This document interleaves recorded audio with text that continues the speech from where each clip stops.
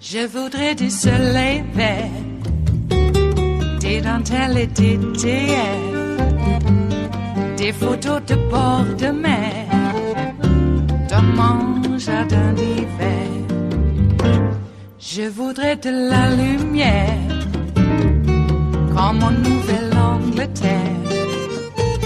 Je veux changer d'atmosphère, dans mon jardin d'hiver. Ma fleur sous la pluie de novembre, tes mains qui courent, je n'en peux plus de t'attendre. Les années passent, qu'il est loin, là je tombe. Nul ne peut nous entendre. Je voudrais du Fred Astaire, revoir un latte. The political discussion surrounding the death of Supreme Court Justice Ruth Bader Ginsburg, the second woman to serve on the nation's highest court, died on Friday at the age of 87. There will be a bitter political fight to fill her seat on the court. The president says he will nominate a replacement, and Senate Majority Leader Mitch McConnell says the nominee will get a vote. What's different now from 2016 when McConnell denied Barack Obama's nomination of Merrick Garland in the final year of Obama's term? McConnell claims it's because the same party now controls both the presidency and the Senate. In a Dear Colleague letter to Senate Republicans, McConnell wrote, quote, "Over the coming days, we are all going to come under tremendous pressure from the press to announce how we will handle the coming nomination. For those of you who are unsure how to answer, or for those inclined to oppose giving a nominee a vote, I urge you all to keep your powder dry. There are already at least 2 Republican defections. Democrats need 4.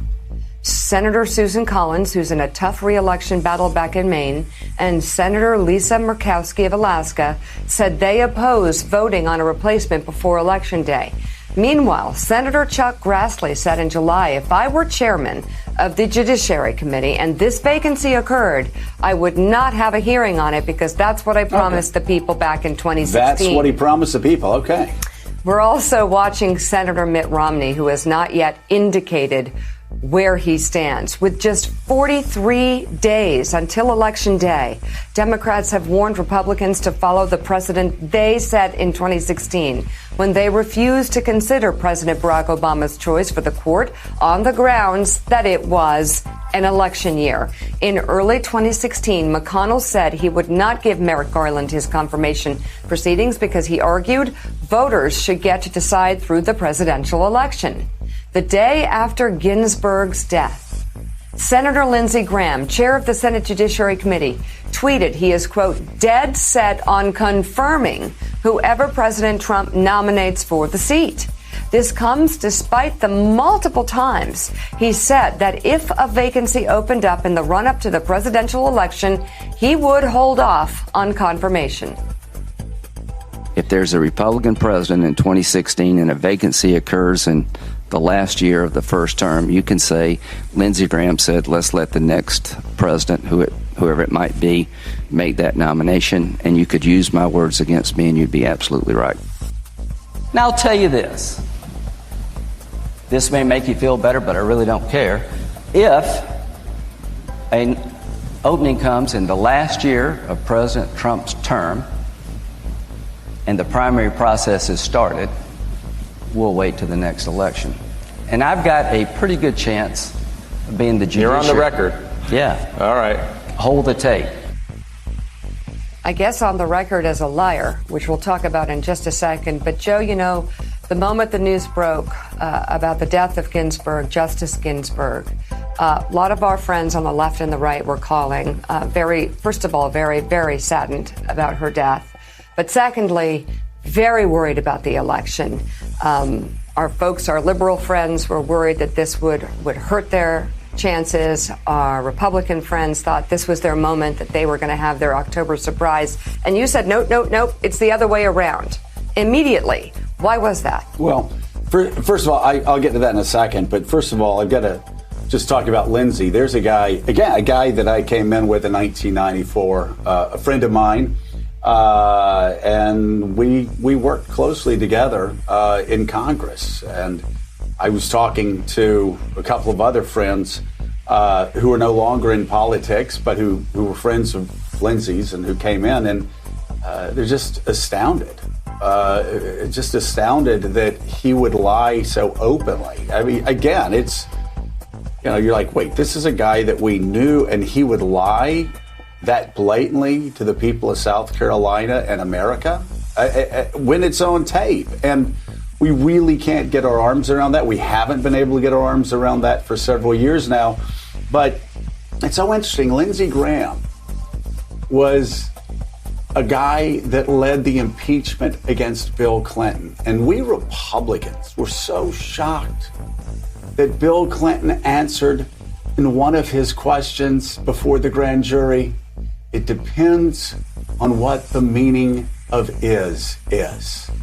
And oh my God, the National Review and the Wall Street Journal editorial page and all of us Republicans and Lindsey Graham, we were running around talking about the deconstruction of the English language just comes straight from the 1960s.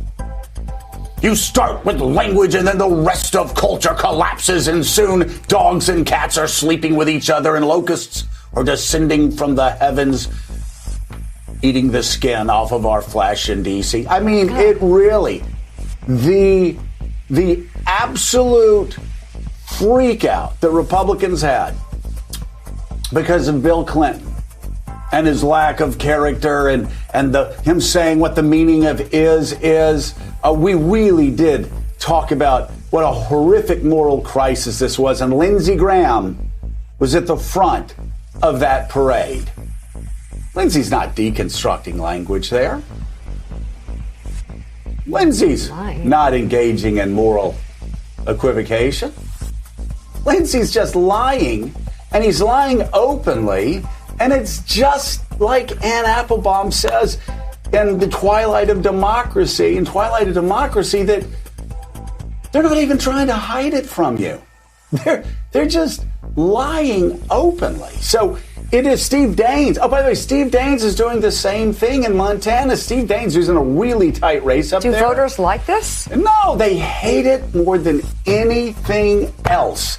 I found, and Claire will tell you this, that if you say to people, I know you're not going to agree with this, I know you're not going to like this, but this is where I stand. If you don't like it, vote against me. I did that all the time. And the closest anybody got to me in a race was, in the general election race, was 62% to 38%. And I was the first Republican elected in my district since Reconstruction. People don't like when Lindsey lies to their face and it's on tape. It is Monday, the 21st of September of 2020. And you are in West Coast Cookbook and Speakeasy. I am your chef de cuisine, Justice Putnam. Gunner, the English bulldog, is our snoozing sous chef. And our daily special is River City Hash Mondays. We put it all together, sliced and diced, and made quite a lovely gourmet dish from the weekend. Solemn as it was and continues to be. I guess it's disrespect. Is it just, is uncaring, soulless ghouls, are they capable of disrespect? Other than just being soulless ghouls? And that's what the Republicans, at least leadership, seems to be. I mean, McConnell couldn't even wait a couple of hours. Not even a day before he made his ultimatum. Completely at odds what he said. That, hey, it's the Biden rule. Well, what about the Kennedy rule? Huh? Well, we knew when Lindsey Graham said, just keep the tape, bring out the tape. keep me to just mark my words. We knew he was lying through his teeth. He's an opportunist. As soon as the winds change, he's going wherever that blows. And we knew when McConnell made his ultimatum that it wasn't going to be any kind of precedent that was set for them to follow when it was us in that position. We knew it. But it doesn't mean that we should not be pissed. I know that's a double negative. Let me put it this way. It means we should still be pissed. How's that for an affirmative? No more mealy mouth. No, they cheat, and we need to play hardball. We need to wing some right by their heads. Their temples. Yeah, right there. And maybe the temple by the eye or the temple of their worship at the prosperity gospel, that heresy. Almost as bizarre as QAnon. I think they came from the same shop, but that's just me. So, the passing of Ruth Bader Ginsburg gives them entree to pack the court some more, while obstructing every Democratic proposal, bill, measure, nomination, proposal. Everything gets deep-sixed in McConnell's graveyard where democracy goes to die. And then people are out there saying, I don't know why people are shocked that, that Trump said that they control the presidency so they can do what they want. Isn't that that's what absolute abject power does. That's not what representative democracy does, or a republic if you can keep it. Oh, boy. And then Jason Leopold has the FinCEN information that just came out. Oh, my God. If you think the Panama Papers were illustrative of the corruption that exists throughout all of our society, this one's really going to take the cake, especially since it's honed in on a particular crime family that's a cartel in the White House right now. On top of everything else. Oh, my God.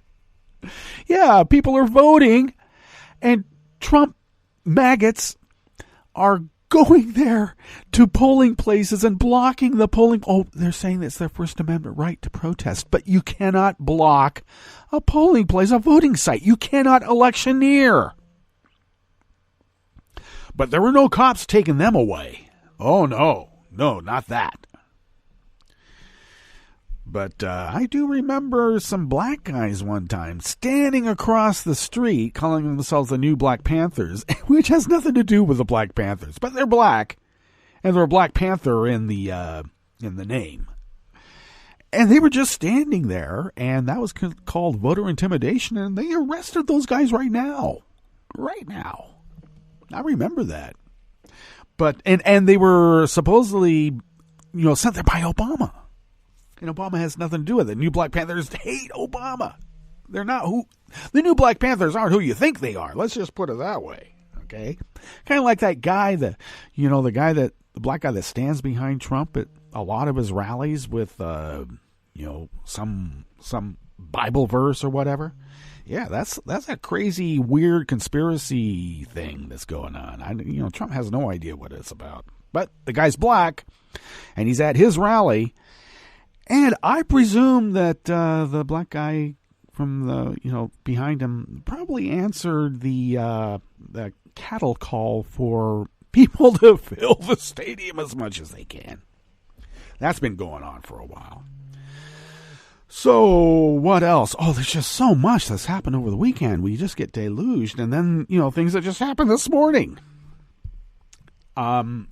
43 days to the election, and McConnell is convinced they're going to get their guy or gal, most likely gal, the opposite of Ginsburg, and ram that person through by the election. And when I say hardball, winging, did I mention hardball? Yes.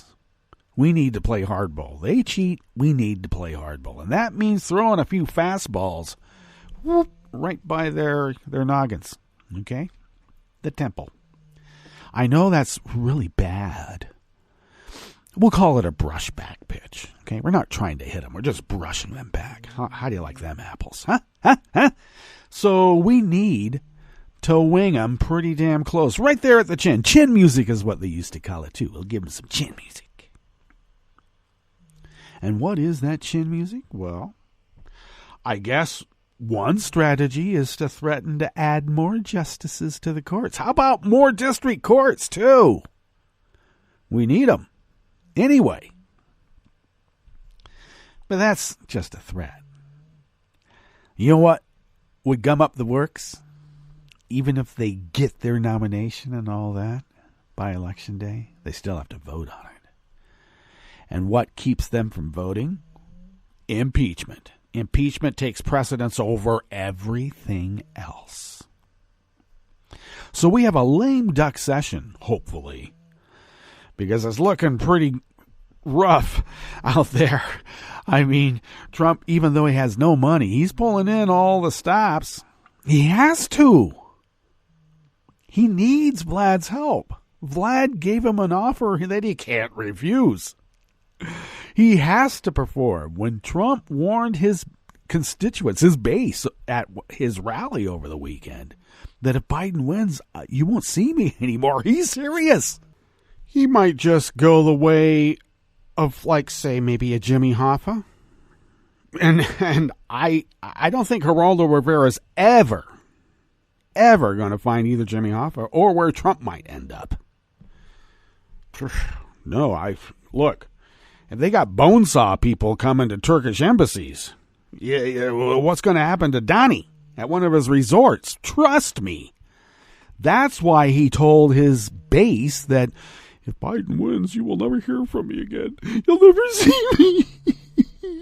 Yeah, he'll be taking a one-way ride in the back seat of a Lincoln Continental, probably. Well, it turns out also, to get back to Jason Leopold's FinCEN FOIA release or dump, is that looks like Trump and Rudy were instrumental in getting the Italian mob, which was known as the New York mob, pretty much neutered, powerless, and in jail, and then got paid off by the Russian mob to take over. Yeah. I mean, New Yorkers know this, and we should too. So, we have another week ahead of us. We will not let the work of Ruth Bader Ginsburg die in vain by allowing the rest of the dismantling of our government. We will not allow the enabling acts to be passed. I know they're using them anyway, like they are. But this is America. I think people are very upset, as evidenced by the fact of how much money was raised in just 48 hours since Ruth Bader Ginsburg's demise. Because every person who has a mom, sister, and anybody who has a female in their life, you ought to be aware. Now, I know maybe you don't want them to. They have a credit card because of Ruth Bader Ginsburg. They can own property without being co-signed by a man because of Ruth Bader Ginsburg. Do we want to go back to before? No, not we. Not we the people. A small toxic part of the population certainly does, because, well, that's why they are called the toxic third. They just rust things away. We don't want that. No more corrosion. Let's be the buffed, shiny city on the hill. Takes elbow grease to make it that shiny. Let's get to work. Okay, enough of the metaphors. What's on the rest of the menu here in the Bistro Cafe of West Coast Cookbook and Speakeasy on this River City Hatch Mondays? At the top, McConnell warned the graveyard to keep their powder dry. if they are set to announce opposition to filling Ginsburg's seat, and as expected, Graham flip-flopped and, of course, supports the move to ram McConnell's gambit through, of course. That's how Lindsay rolls. On the rest of the menu, GOP senators are outraged over a movie criticizing the sexualization of girls because they're so stupid they don't know what they're doing.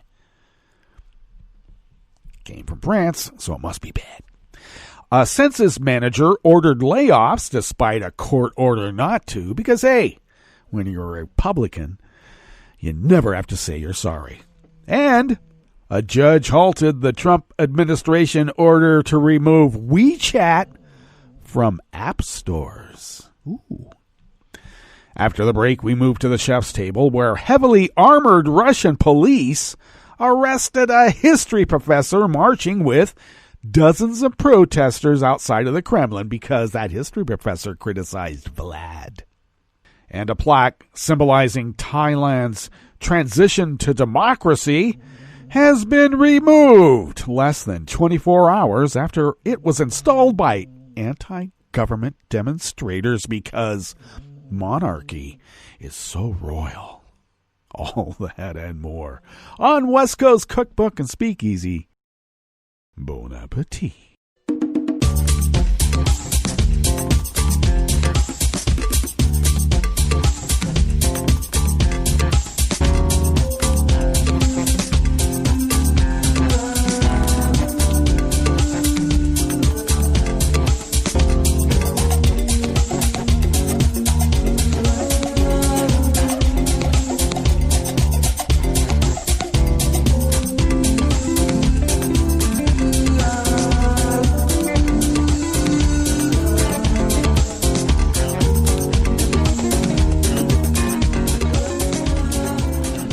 May already be aware that at the bottom of our homepage at netrootsradio.com that to the rightish of the page is the chat room link right there by the social media scroll, and you might already know that Kelly Lincoln monitors the chat room, and she does even more, and we always thank her. And you might also know that across from the chat room link at the bottom of our homepage at netrootsradio.com is our Patreon link, and you might already know that we always ask for funds at this time of the show. Every show at this time, and you may already know it's because, well, we're functioning on a shoestring, but this is not a shoestring and a couple of cans. It's a lot more than that. Indeed. In fact, you know that we have had machinery wear out halfway through our almost 10 years of Resistance Radio. That's right, broadcasting Resistance Radio 24/7, 365 for almost 10 years. And you may already know that it's because of your generosity and the generosity of those to come that allows us to do that. So we're glad that you already know that. And for those of you who may be listening to the show for the first time, now you do too. Welcome. It's a community. If you would like to follow Netroots Radio on Twitter, do so at Netroots Radio. Tom takes care of that, and you probably already know that we thank him for doing so and so much more. If you would like to follow me on Twitter, you can do so as well at Justice Putnam. That's me. We don't make up names. Nope, at least I don't. That's me. It was made up for me by my parents. Oh, wow. Like in the old days when they used to do that. Anyway, find me at Justice Putnam because I post the show notes and links diary. I know they're trying to make them stories now, but it's a diary. Okay? That's how you can tell it's Daily Coast. And I do that about 10 minutes before showtime because the links in the show notes are very important to the whole production of this, multimedia production. Yeah. So check them out. You can also follow the show on Twitter at Cookbook West and pick up podcasts by way of Spreaker, Stitcher, TuneIn, iHeart, YouTube, iTunes, etc., etc., etc. Maybe even Amazon. I got to put in the application. Amazon and Spotify? There's a few others. Oh, Audible. That's right. Audible and Amazon are going to be picking up, and I just need to submit it for okay. We'll see how that goes. Anyway, you can pick up podcasts wherever you pick up podcasts. Let's dive into this first offering here in the Bistro Cafe of West Coast Cookbook and Speakeasy. River City Hash Mondays, by the way. And it comes out of the American Independent, but it is by the Associated Press. The backlash to the French independent film Mignonnes, or Cuties, started before it had even been released because of a poster that went viral for its provocative depiction of its female actors. But the spotlight has only intensified since the film became available on Netflix last week and has become the target of heightened political outrage from members of Congress, including Ted Cruz and others, calling for subscribers to hashtag cancel Netflix. I guess if you're going to embark on a culture war, you might as well start shooting at things that have nothing to do with what you're against, only because you're a knee-jerk ignoramus. At the heart of the backlash is the idea that Cuties is dangerously and irresponsibly sexualizing preteen girls, which, ironically, is what the movie itself is criticizing. The campaign against the film, which includes calls for the Department of Justice to investigate it, and hundreds of thousands calling for subscribers to cancel their Netflix accounts, is riddled with inaccuracies, due in part to the fact that some critics have not even seen the film. One claims that there is child nudity, when there is not. But, once that gets picked up in the fever swamp of the right-wing lizard brain, the outrage machine is always ready and well-oiled.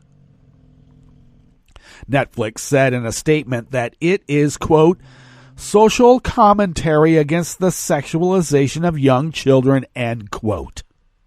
Thank you, Netflix. Written and directed by Mamouna Doucouré, Cuties is about an 11-year-old Senegalese immigrant named Amy, who is living in an impoverished Paris suburb with her observant Muslim family. She becomes fascinated with a clique of rebellious girls at her middle school who choreograph dance routines and wear crop tops and heels. They talk about Kim Kardashian and diets, practice twerking, and giggle about boys and sex-related things that they don't yet understand. Netflix acquired Cuties out of the Sundance Film Festival earlier this year, where it was favorably reviewed and won an award for its direction. It is the kind of film that's foreign language with no stars from a first-time director that would otherwise have gone under the radar. But because Netflix's promoting materials caught the attention of the internet and even led to an apology from the streaming giant and the removal of posters, Cuties was thrust onto the national stage. Because if you give an inch, they're going to take, hundreds of miles. Forever. Last week, Republicans Cruz and Tom Cotton called on the Department of Justice to investigate the film's production and distribution. Cruz, in his letter to Bill Barr, asked that they determine whether Netflix, its executives, or the individuals involved in the filming and production of Cuties violated any federal laws against the production and distribution of child pornography, except it's not child pornography. It is against that. It is showing what happens out there in the real world from our weird media. And that's not run by liberals by any means.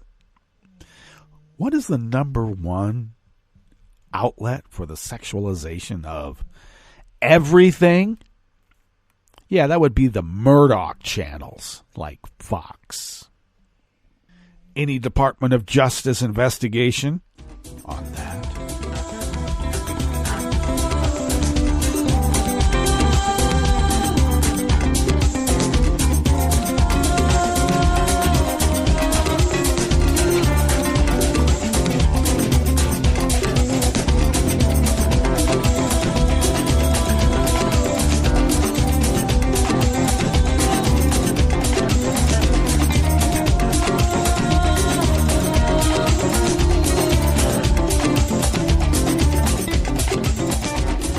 Oh, something just came to mind. I failed to mention that that ricin letter that was sent directly to Donald Trump that I speculated on social media that it was so Rovian it sounded like something Jacob Wohl would pull. Turns out, a woman from Canada who's mentally disturbed sent the letter and was arrested coming to America. Apparently, she thought she could go have lunch with Donnie.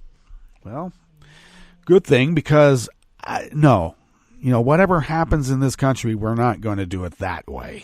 All right. So anybody saying, "Oh, wow, darn," stop that, please. All right. This next offering here in the Bistro Cafe of West Coast Cookbook and Speakeasy is by Mike Schneider out of the Associated Press. Oh, something else before I dive into this. Mom harvested the lavender yesterday, and we have it in little bowls and bouquets throughout the house. It smells so lovely because we finally, and we'll get into it during the weather, we actually have some clean air, breathable, sweet air. Let's dive into this article about this manager who ordered census layoffs despite a federal judge prohibiting the U.S. Census Bureau from winding down the 2020 census. Well, that manager is in Illinois, and he instructed his employees to get started with layoffs. And that was according to an audio of the conversation obtained by the AP. During a conference call last Thursday, the Chicago area manager told supervisors who report to him that they should track down census takers that don't currently have any cases, collect the iPhones they use to record information, and bid them goodbye. The manager did not respond to an email from the AP because he had no idea that call and recording would get out. "I would really like to get a head start on terminating these people," he said. "All of these inactives that we have, we need to get rid of them. So hunt down your inactives, collect their devices, and get them terminated and off of our lists." He's got an order from on high, and he needs to follow it. And the order doesn't come from a judge. It was unclear whether such actions would violate U.S. District Judge Lucy Coe's temporary restraining order prohibiting the Census Bureau from winding down field operations while she considers a request to extend the head count by a month. Earlier this week, a judge who was in San Jose, California, held a hearing on other possible violations of the order, but no action was taken after a Census Bureau official said in a declaration that they were unsubstantiated or the result of miscommunication. And the judge extended the order for another week last Thursday.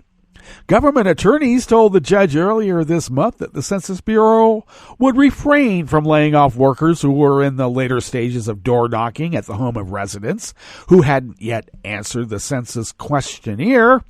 They said workers could still be terminated for performance reasons, however, of course.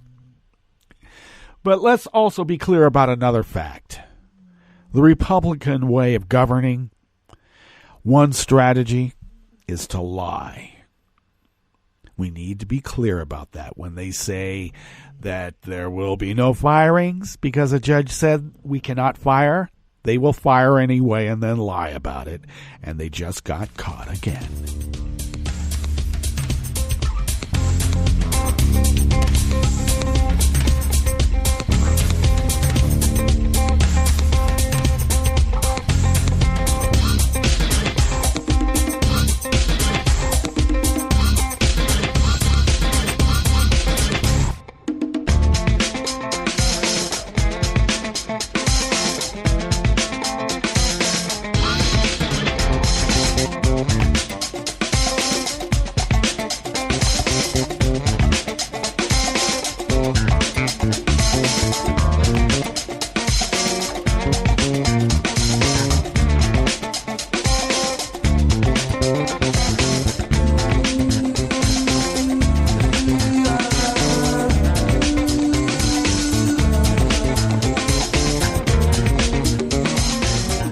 David Shepherdson of Reuters brings us this final offering here in the Bistro Cafe of West Coast Cookbook and Speakeasy, River City Hash Mondays. A U.S. judge early Sunday yesterday blocked the Trump administration from requiring Apple and Alphabet Inc.'s Google to remove Chinese-owned messaging app WeChat from downloads by late Sunday, in spite of Donald Trump's invocation of his order. Wow. U.S. Magistrate Judge Laurel Beeler in San Francisco said in an order that WeChat users who filed the lawsuit have shown serious questions going to the merits of the First Amendment claim, the balance of hardships tips in the plaintiff's favor. Her 22-page order added the prohibitions burden substantially more speech than is necessary to serve the government's significant interest in national security, especially given the lack of substitute channels for communication. On Friday, the U.S. Commerce Department had issued an order citing national security grounds to block the app from U.S. app stores. And the Justice Department had urged Beeler not to block the order. The Justice Department and the Commerce Department did not immediately comment. Beeler's preliminary injunction also blocked the commerce order that would have barred other transactions with WeChat in the U.S. that could have dramatically degraded the site's usability for current U.S. users or potentially made it unusable. WeChat has had an average of 19 million daily active users in the United States. It is popular among Chinese students, Americans living in China, and some Americans who have personal or business relationships in China. The Justice Department said blocking the order would frustrate and displace the president's determination of how best to address threats to national security. Beeler wrote, certainly the government's overarching national security interest is significant, but on this record, while the government has established that China's activities raise significant national security concerns, it has put in scant little evidence that its effective ban of WeChat for all U.S. users addresses those concerns. In other words, the judge said, you're pulling straws out of a hat, Donnie. It's not going to work. We are still under the rule of law. All right, let's get to our break, and when we get back from that break, we will go through weather from around the world, and we will finish up with the stories that we have curated for you today. You are listening to West Coast Cookbook and Speakeasy, and we will be right back. You are listening to netrootsradio.com. Please hang up and try again.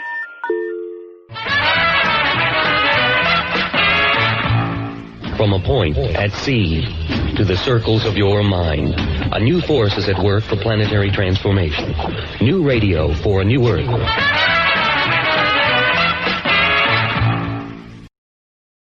This is Take Two Movie Review. I'm Kim Lowe. This week, it's the same word backwards and forwards. Christopher Nolan's new action thriller Tenet is the film tasked with bringing throngs back to the theaters after the quarantine. It certainly has a lot going for it. A $250 million budget buys a lot of effects, slick editing, over-the-top sound mixing, and plot twists if by the dollar. It's the last point where this one's problems emerge. In our allotted time, only the most general plot description is possible. Our hero, identified in the credits only as the protagonist, played by John David Washington, is an agent with no backstory whatever, working for the Tenet organization, trying to prevent an apocalypse by manipulating the flow of time. Early on, a white-coated scientist explains the basics. Having studied objects from the future with so-called inverted entropy, she's determined that there exists in the future a weapon that can destroy the past, which is to say our present. Enter a sadistic Russian arms dealer, his victim wife, and the protagonist's mandatory sidekick, brought off by Kenneth Branagh, Elizabeth Debicki, and Robert Pattinson, respectively, and we're off to what the New Yorker reviewer Anthony Lane calls Mission Indecipherable. Set amidst postmodern grandeur, big yachts, and with the multi-continental shooting we know Nolan loves, we get gunplay, car chases, and military operations in real and inverted time. Ironically, along with modern effects a la his Inception, most of the dazzle here is one of the oldest cinematic effects there is. running things backwards. So two questions emerge. Can a movie be considered good if you need an external plot summary to figure it out? And if it can be, should you consult that summary before or after you see it? Tenet certainly looks smart, but you might not feel that way leaving the theater. This has been Take Two Movie Review. I'm Kim Lowe. Catch up with us at TakeTwoMovieReview.com and feed us back on our channel on YouTube.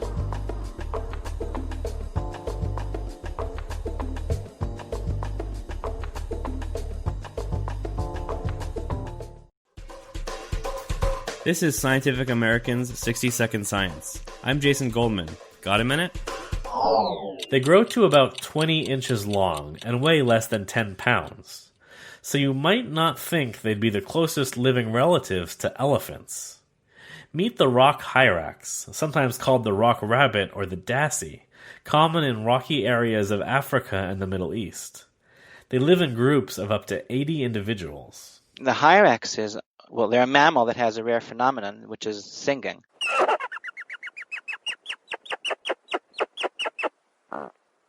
We know a lot of birds singing, but we don't have many mammals that actually perform a song, a complex song with different syllables coming in bouts. And these bouts are complex, and they, along the song, they get more and more complex. They get longer. They include more sounds. Biomusicologist Ishai Weissman from Bar Ilan University and Hebrew University in Israel. We try to understand what the meaning of all this is, why a hyrax would waste time and energy and expose himself also to predators by singing such a loud song. Weissman and his team recorded the songs of male hyraxes during mating season, and they analyzed their structure. We found, in fact, that the song is actually an advertisement for the male quality. And in this song, the rarest and most interesting element is the snort. It sounds like this. That's just like a snort. And like the whole song seems to be an introduction for these snorts. In the earliest parts of the song, snorts are relatively rare. But as the song continues, they become more common, resulting in a snort crescendo. The increase in snorts reflects the animal's inner emotional state. As they become more excited or more aggressive, their songs become, well, snortier. And those snorts, according to Weissman's findings, also become louder and harsher. The snorty study is in the journal Animal Behavior. Weissman thinks that the snort crescendo, together with the increasing harshness, makes the songs impossible to ignore, and grabs the attention of other hyraxes. Which makes sense. Harshness is a salient feature in the sounds of crying newborns, barking dogs, and frightened piglets. Acoustic harshness is routinely used in movie soundtracks to increase tension and attention. It might be that these snorts are actually what's keeping the listeners listening. Because a lot of times the hyrax is just busy eating leaves, and they don't even turn their heads to someone who's singing.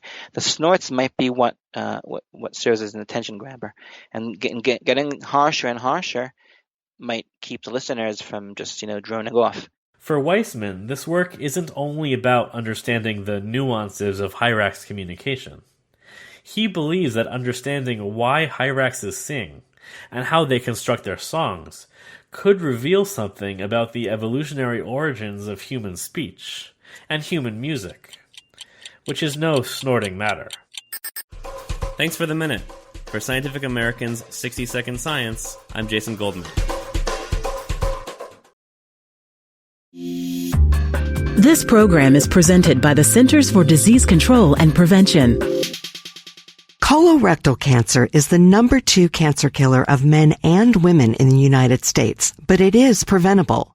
Early on, colorectal cancer typically has no symptoms. It starts with a precancerous polyp or abnormal growth in the colon, which can be removed without surgery. Several tests are available to find these polyps, so they can be removed before they turn into cancer. Screening also finds colorectal cancer early when treatment works best. Recommended screening for adults at average risk begins at age 50 and continues until age 75. Learn about screening test options and find out which tests are covered by insurance. Talk to your healthcare provider about when you should be screened and discuss the best tests for you. For more information about colorectal cancer prevention, please visit cdc.gov/vital signs. For the most accurate health information, visit cdc.gov or call 1-800-CDC-INFO. Hi, I'm Tom Hartman, and since you're listening to netrootsradio.com, show your progressive side and go to the donate button on the bottom of the homepage. It's progressives like you who power Netroots Radio and keep the progressive message beaming everywhere 24 hours a day. Just go to our donate button at the bottom of netrootsradio.com. Thank you for keeping progressive radio at full power.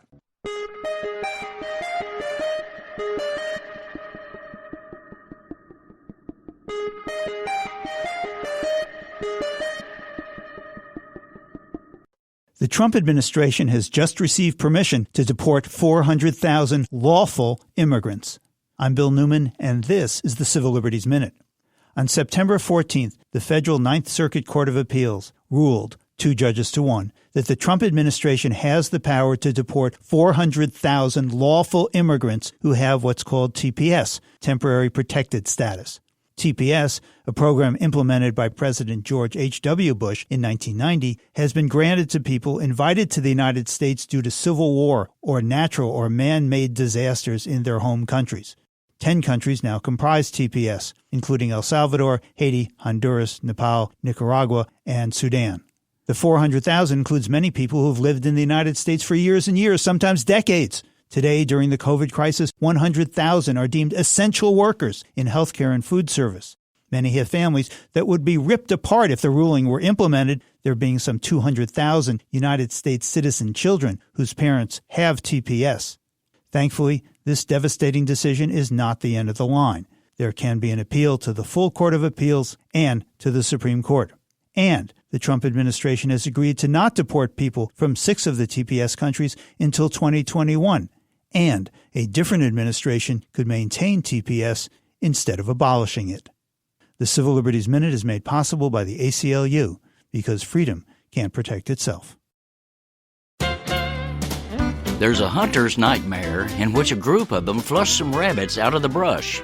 But rather than scampering away, the furry bunnies turn toward their stalkers. "Run!" shouts one of the hunters. "Run for your life! The rabbits have guns!"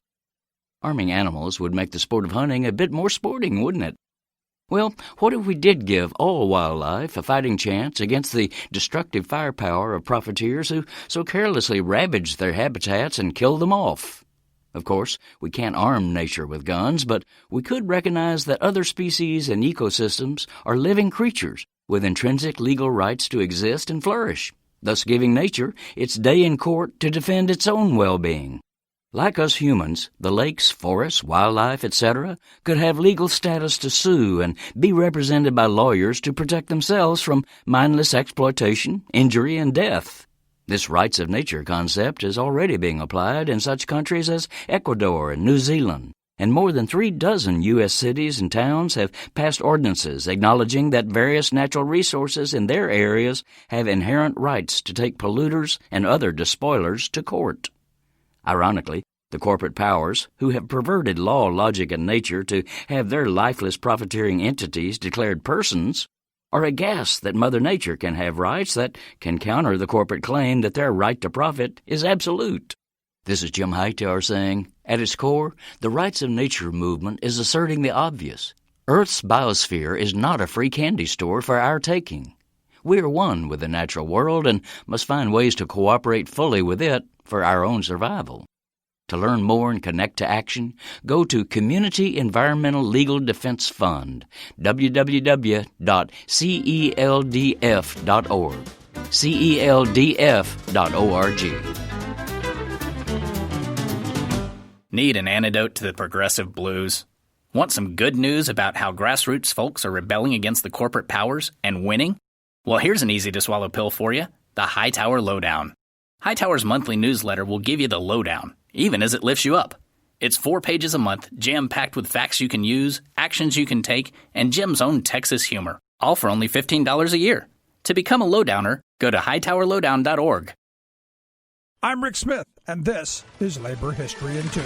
On this day in labor history, the year was 1991. That was the day that members of the Culinary Workers Union Local 226 went out on strike against the Frontier Hotel and Casino in Las Vegas. What they did not know was that the strike would last for more than 6 years, becoming one of the longest work actions in U.S. labor history. The Frontier was the second casino to open on the Vegas Strip in 1942. At the time of the strike, the Alardi family owned the historic casino. The Alardis were vehemently anti-union. They renovated the old facility and then reopened, refusing to sign a contract to pay its workers the same rate provided at most other Vegas casinos. Claiming that the Frontier was too small to match the wages of the larger outfits, management refused to budge from their position. In response, Local 226 members mobilized. The year before, Hattie Canty had been elected president of the local. She was a black mother of 10 children and a widow. She had worked as a hotel maid. Her leadership brought a new determination to the Culinary Workers Union. Local 226 set up 24-hour picket lines outside the Frontier. The strike was joined by Bartenders Local 165, Teamsters Local 995, the Operating Engineers Local 501, and the Carpenters Local 1780. The strike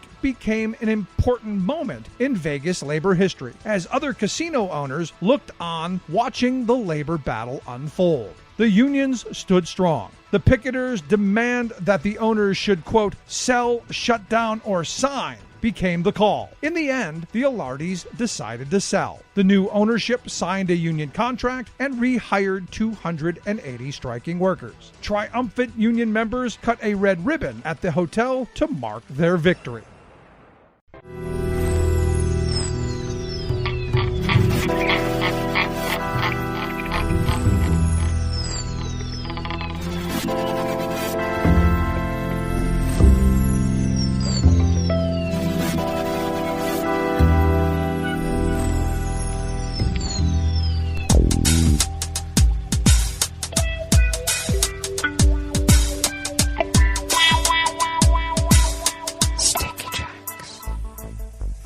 Thank you for accompanying us here to the chef's table at West Coast Cookbook and Speakeasy River City Hash Mondays. We always begin, whether from around the world, along the banks of the Rogue River, in the Rogue River Valley of Southern Oregon on the west coast of the continental United States of America, where it is currently 52 degrees Fahrenheit, expecting a high of about 78 to 80, partly cloudy with winds out of the west at 5 to 10 miles per hour. Overnight lows will be in the mid-50s to low 60s, partly to mostly cloudy, and winds will be light and variable, looking at a high of about 77 to 78 tomorrow, partly cloudy skies, winds out of the southwest at 5 to 10 miles per hour. The confirmed coronavirus cases as of last night, and we'll have the updated totals for the weekend later today, have now spiked to 1,021 from their previous total on Friday of 970-something. Deceased now stands at 3, though we know that there's more than that. Ragweed pollen is rated high outside the window here at the mothership, and the air quality index for the region is good at 41 parts per million, and the daytime UV index continues to decrease, though in the moderate range, this time at 5. Barometric pressure in the region is rising at 30.03 inches. Visibility is up to 10 miles, and relative humidity is at 93%. Weather from around the world is brought to you by people's personal weather stations that they purchased. These people planted these purchased personal weather stations somewhere on their property, and these people positively live around the world. London is 73 and sunny. Paris is 80 degrees and sunny. Rome is 80 degrees with showers in the vicinity and looks like they have a flood watch. Kyiv is 72 and fair. Kabul is 74 and fair. Hong Kong is 78 and partly cloudy. Tokyo is 72 and mostly cloudy. Sydney, Australia is 75 and partly cloudy. San Francisco, California is 56 degrees and partly cloudy. And New York is 60 degrees Fahrenheit and sunny, and that is weather from around the world, brought to you by people's personal weather stations that they purchased. These people planted these purchased personal weather stations somewhere on their property, and these people positively live around the world.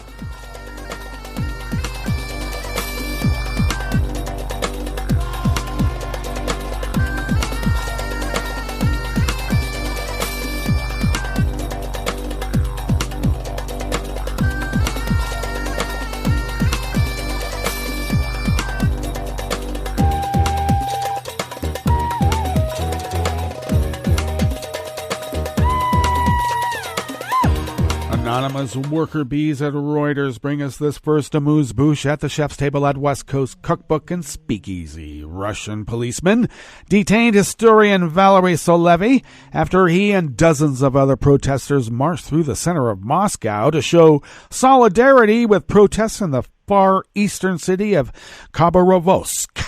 Kremlin critic Solovey, aged 60, worked for the elite Moscow State Institute of International Relations until last year, when he left his job for what he said were political reasons. A video posted online showed several policemen in heavy body armor and black face masks grabbing Solovey and escorting him to a police car in the Pushkin Square in central Moscow. The professor had posted about the planned protest, which he called a day of changes, on his Facebook page, and said that the event should help people to organize and act together. Residents of Khabarovsk, which lies about 3,800 miles east of Moscow, started protesting after the July 9 arrest of popular governor Sergei Furgal on murder charges that he denies.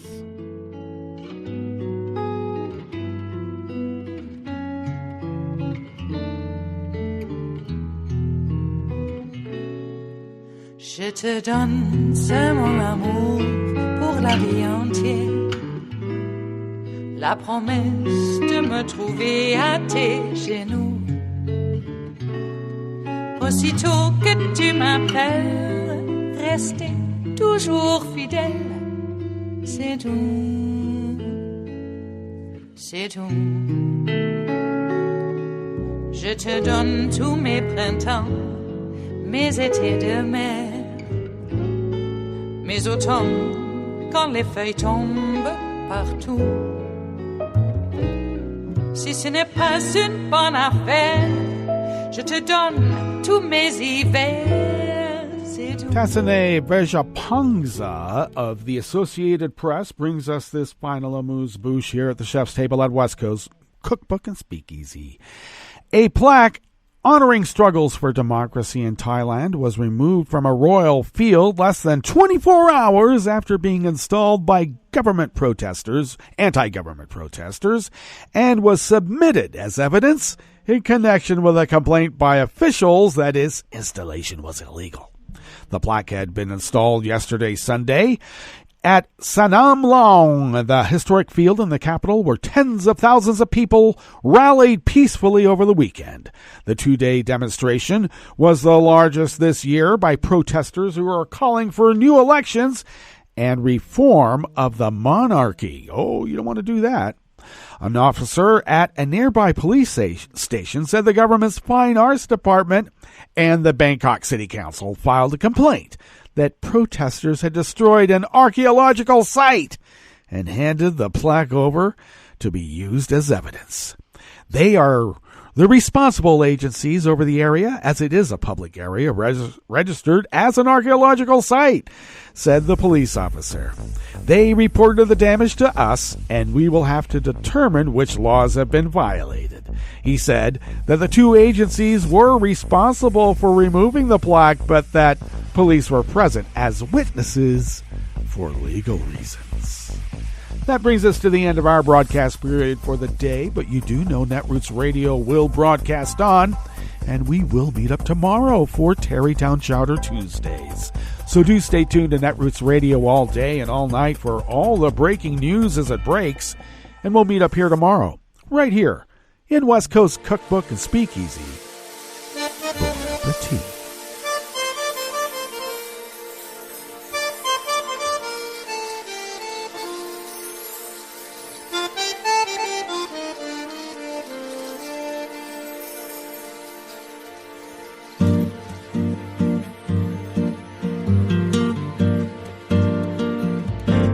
Je voudrais du soleil vert, des dentelles et des théières, des photos de bord de mer, dans mon jardin d'hiver.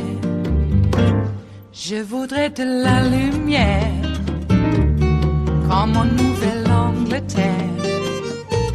Je veux changer d'atmosphère, dans mon jardin d'hiver. Robe à fleurs, sous la pluie de novembre, tes mains qui courent, je n'en peux plus de t'attendre. Les années passent, qu'il est loin, là je tombe. Nul ne peut nous entendre. Je voudrais du Fred Astaire, revoir un latte Goël. Je voudrais toujours te plaire dans mon jardin d'hiver. Je veux déjeuner par terre, comme au long de golfe clair, t'embrasser les yeux ouverts dans mon jardin d'hiver.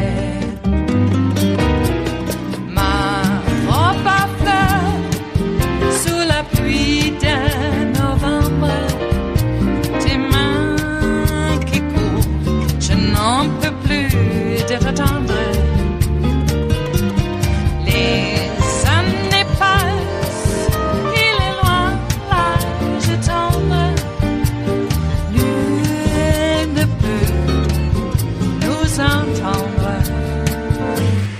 Ba-da-da-dum-di-da-dum. Ba-da-da-dum-di-da-dum. Ba-da-da-dum-di-da-dum. Dans mon jardin d'hiver. Ba-da-da-dum-di-da-dum. Ba-da-da-dum-di-da-dum. Ba-da-da-dum-di-da-dum. Dans mon jardin d'hiver. Dans mon jardin d'hiver. Dans mon jardin d'hiver.